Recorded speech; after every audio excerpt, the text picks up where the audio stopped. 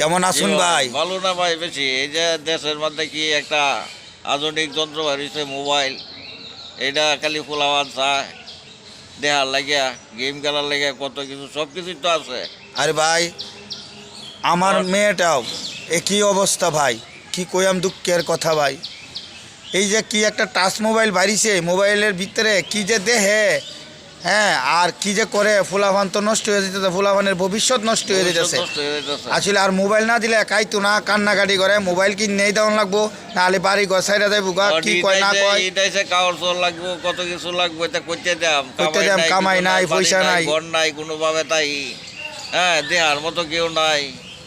ভাই খবর খেলা লয়, সব তো খালি নিজের চিন্তা করে, যেই রাজা হয়ে যারে এই তার চিন্তা করে। কয়ে লাভ নাই ভাই। বাইরে ভাই আমরা গরিবের কেউ নাই ভাই।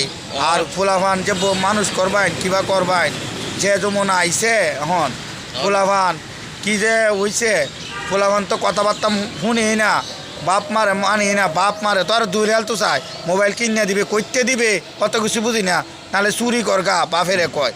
বাপেরে যদি ভাই এই কথা কয়, মনে দুঃখে মাঝে মাঝে মনটাই কয় কি করতাম।